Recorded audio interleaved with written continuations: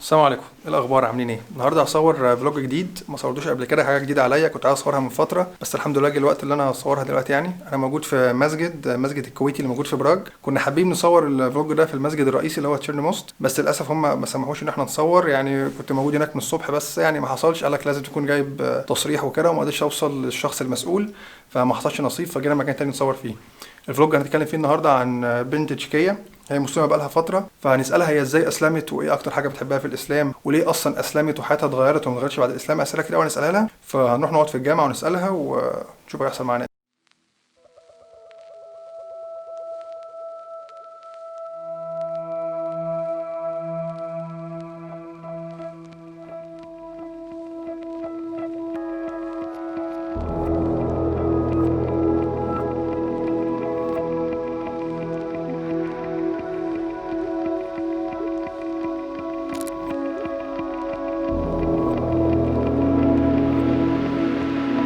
السلام عليكم. وعليكم السلام. طيب أول حاجة ممكن تقولي حاجة عن نفسك أو عرفينا بنفسك يعني؟ تمام. أنا أخت تشيكية متزوجة. تمام. أعيش في مصر، وأصبحت مسلمة عندما كنت 15 سنة. لما كان عندك 15 سنة. آه. تمام. آه يعني سافرنا إلى تونس مع أسرتي، وهناك عرفت عن الإسلام، لأن قبل أنا ما عرفت إسلام إلا من التلفاز وإنترنت، لكن تمام. قليلا. فأسرتي مسيحية، تمام. وفي تونس أنا عرفت عن الإسلام، يعني رأيت مساجد وسمعت أذان ورأيت نساء مع الحجاب، وكنت عندي أسئلة كثيرة. إذا عندما رجعنا إلى تشيك بدأت أن أبحث في الإنترنت، واشتريت كتب وقابلت مسلمات في تشيك، وتقريبا بعد سنتين يعني أسلمت عاما. سنة واحدة بس كنت مسلمة؟ لا، يعني عندما كنت 15 سنة أنا يعني بدأت يعني بحث. تبحثي عن الإسلام وتقولي عنه. تمام. وبعد سنتين يعني أسلمت، يعني آمنت بكل الأشياء في الإسلام وأسلمت. الكلام ده كان عندك 17 سنة؟ 17 سنة. 17 سنة. طب أهلك بقى في البيت وأصحابك اتقبلوا الموضوع ده إزاي؟ طيب، أسرتي يعني اتفاجئوا. تمام.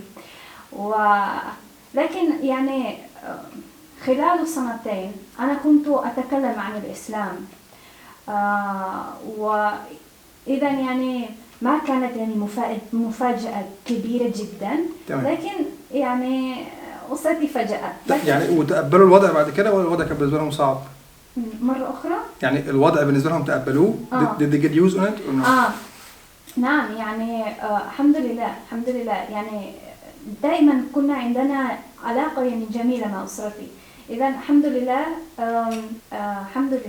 يعني مفيش مشاكل. نعم ما يوجد. طيب أنت الفترة دي كنت في المدرسة صح؟ 16 17 سنة كنت لسه في المدرسة. صحيح. كنت بتروحي المدرسة بالحجاب وكده ولا كنت لسه في الأول ما كنتيش بتلبسي الحجاب؟ لا، أولا أنا يعني ما لبست الحجاب. في الأول مش بتلبسي الحجاب. تمام. لكن أردت أن ألبس الحجاب. إذا يعني دائما كنت ألبس حجاب في البيت. تمام. وأنا يعني ذهبت إلى المدرسة، خلعت الحجاب عشان المدرسة. عشان المدرسة ودخلت. لما تخرجي من المدرسة بتلبسي الحجاب. يعني لبسته مرة طيب. أخرى. تمام. في المدرسة بقى أنت كنت معرفة حد من يعني أوقاتها مثلا صحابك أو كده إنك مسلمة ولا محدش كان يعرف؟ ممكن يعني هم عرفوا في المدرسة. هم عرفوا، بعضهم عرفوا. وتقبلوا برضو الوضع ولا الوضع بالنسبة لهم برضو كان عادي ولا كان برضو فيه مشكلة شوية؟ يعني هم وجدوا هذا يعني عجيب. حاجة غريبة بالنسبة لهم. غريب يعني عجيب. نعم. تمام. وبعد بقى ما أسلمتي نفس أصحابك فضلوا هم ولا حاولتوا تغيري أصحابك تشوفي مثلا ناس مسلمين تتكلمي معاهم ولا الوضع كان عامل إزاي؟ نعم. يعني فقدت صديقات. تمام. بسبب إسلام، لكن وجدت صديقات جديدات تمام مسلمات تشيكيات. تمام. طب انت الاصدقاء اللي فقدتيهم ده كان بسببك انت ولا بسببهم هم؟ يعني انت اللي بعدتي عنهم ولا هم اللي بعدوا عنك؟ يعني فقدت صديقتين بسببهما. بسببهم تمام. لكن أيضا يعني بالنسبة لي أنا أردت يعني صديقات مسلمات ليشجعني تمام. في يشجعوا بعض يعني على الإسلام الاسلام والصلاه والصوم والحاجات دي كلها. نعم تمام. وانت لما انت كنت في تونس اصلا يعني ايه اللي شدك قوي للاسلام؟ ايه اللي خلاكي عايزه تقري عن الاسلام وانت عمرك ما كنت سمعت عنه اي حاجه قبل كده؟ في تونس لما رحت اول مره تونس ايه اللي شدك للاسلام خلاكي عايزه تعرفي عنه وخلاكي تخشي في الموضوع اكتر؟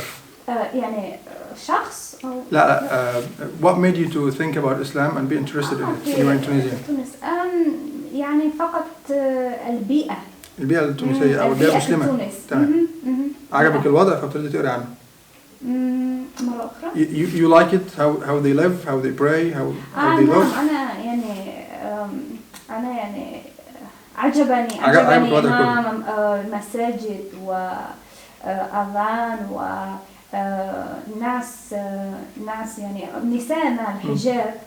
إذا نعم كل هذه أسباب. الوضع كله يعني عجبك فأنت حاولت تقري عنه وشجعك إن أنت تبقى مسلمة. نعم صحيح لأن يعني أنا ما رأيت هذه الأشياء في تشيك. تمام. نعم إذا يعني كان يعني شيء جديد وغريب لي وأنا أردت أن أعرف يعني تمام. هذا الدين ما الدين لهم إذا يعني هكذا يعني بدأ البحث. تمام. ووقت ما انت بقيتي مسلمه لحد دلوقتي الوضع في التشيك هل قابلتي اي عنصريه؟ هل مثلا الوضع بقى اصعب بالنسبه لك اسهل ولا كان نفس الوضع مفيش حاجه اختلاف؟ يعني الحياه يعني للمسلمين في التشيك اصعب شويه. تمام. يعني اصعب من بلاد المسلمين اكيد طبعا. لكن الحمد لله يعني انا تشيكيه انا ولدت هنا اذا ممكن يعني لي اسهل من أجانب أكيد طبعا عشان تتكلمي اللغة وعايشة في البلد. نعم أنا يعني أعرف الناس أعرف أماكن وأيضا اللغة وكله إذا يعني أسهل لي فقط الدين. تمام. أنت قلت أنت يعتبر أسلمتي وأنت عندك 16-17 سنة. ابتديتي تصومي أول صيام ليكي كان إمتى؟ هل بعد ما أسلمتي على طول ولا الوضع كان صعب بالنسبة لك شوية؟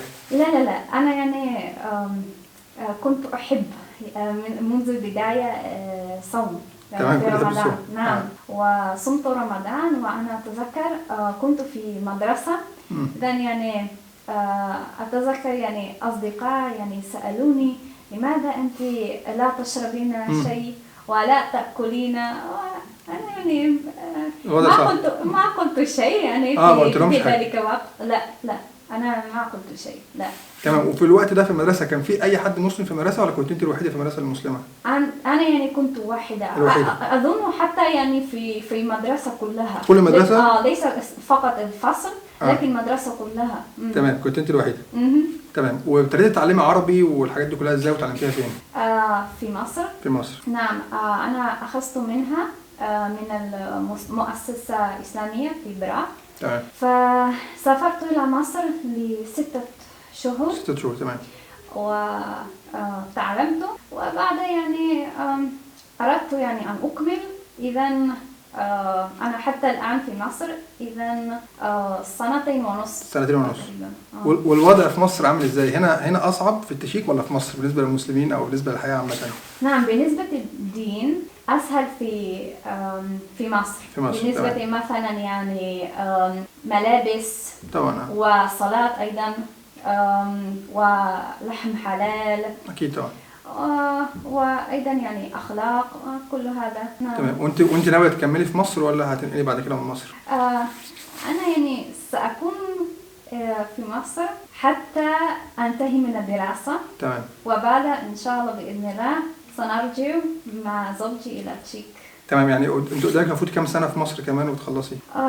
الله أعلم. يعني لسه لا نعرف. مفيش مدة معينة. لا نعرف. ايه اكتر حاجه عجبتك في مصر بالنسبه لواحده اوروبيه مسلمه عايشه في مصر واكتر حاجه ما عجبتكيش في مصر في العيشه في مصر عامه يعني؟ دين ولغه. الدين واللغه. دول اكتر حاجه عاجبينك في مصر. تمام. أيوة. خاصة يعني يوجد أماكن للصلاة ولحم حلال ويعني ملابس. يعني تقدري تمارسي الشعائر الدينية في مصر يعني. صحيح. تمام. صحيح. وانت لو هتختاري في الاخر تعيشي مثلا في مصر او في دولة عربية او تعيشي هنا في التشيك او في اوروبا عامة، هتختاري فين وليه؟ الآن إن شاء الله في التشيك لأن عندي أسرة هنا. تمام. وأيضا بالنسبة للعمل لزوجي. العمل هنا في التشيك. ومش هيبقى بالنسبة لك الوضع مثلا صعب بالنسبة لان انت عايشة هنا مختلفة عن مصر بالنسبة للدين او لما يكون مثلا في اطفال او كده، ولا الوضع بالنسبة لك ما بتفكريش فيه دلوقتي؟ الآن يعني أكثر شيء العمل. تمام. ده اول حاجة بتفكروا فيها. تمام. وفي المستقبل؟ في المستقبل الله أعلم، أظن سنسافر أكثر مع زوجي. تمام. يعني مش إلى بلاد أخرى ممكن للعمل أو للدراسة. تمام. دول عربية يعني. دول عربية أو دول المسلمين. تمام. طيب تحبي تنصحي ايه لو مثلا في واحدة او حد اوروبي حابب الاسلام وعايز يخش الاسلام، ايه اكتر نصيحة ممكن تقولها له، وازاي ممكن يدور ويلاقي بالظبط الاسلام الصحيح، ما يكونش حاجة مثلا متطرفة تبوظ له مثلا الحاجات اللي هو بيقراها؟ يعني اي نصايح ليكي ممكن بالنسبة لحد اوروبي مسلم جديد او داخل الاسلام؟ يعني في الاسلام انا وجدت سلام. تمام. وايضا يعني نظام لحياة، وايضا يعني طريق انت يعني تعرف يعني هذا شيء يعني سيء، هذا شيء طيب، اذا يعني الحياة يعني اسهل. تمام. مع الاسلام. في الاسلام يعني بدون الاسلام يعني واحد يعني لا يعرف، بلا هدف قصدي، مفيش هدف للحياة. هو يعني في ضلال، وهو يعني يبحث أو ممكن يعني يجد، لكن هو يعني ليس سعيد، يعني سعادة فقط في الإسلام. بدون إسلام يعني ليست سعادة حقيقية. طب احنا هننهي بالجملة دي اللي هي قالتها، اللي هي بتقول ان يعني الإسلام بيديك دافع للحياة، ان انت بتعمل مثلا حاجة عشان عارف ان في ثواب وعقاب، في جنة في الآخر، الحاجات دي كلها. فدي هتبقى نهاية الفلوج، فاحنا بنشكرك جدا ان انت وافقتي تصوري معانا، واعتقد العربي بتاعها كان مفهوم، فمش محتاج نحط ترجمة او اي حاجة، هي بتتكلم عربي كويس. يا عم انت وهي اصبروا. دي كانت نهاية الفلوج، اتمنى ان شاء الله يكون هو عجبكم. يا ابني اصبر. اتمنى ان شاء الله يكون هو عجبكم، وعايز اوجه تحية لنور ونادين. مالوش كوزيكني اهوي نور اهوي نادين. نور ونادين. ايوه هما بيتابعوا الفلوجات على طول، وكان باباهم كاتب كومنت احنا لازم نسلم عليهم، فمريم يوسف بيسلموا على نور ونادين. يا بنتي بس يا عم اقعد، يا نهار اسود يا عم اقعد ساكت. طيب اشوفكم ان شاء الله الفلوجات الجايه. السلام عليكم. يا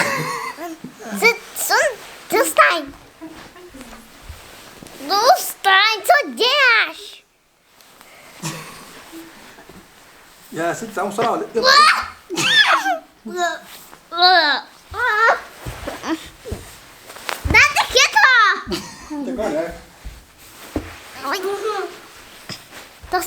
ودي الله أكبر. ودي الله أكبر. ليش؟ صلي على الله أكبر. يوسف ودي الله أكبر. هنا بيش؟ ودي الله أكبر. Nee, tam nee.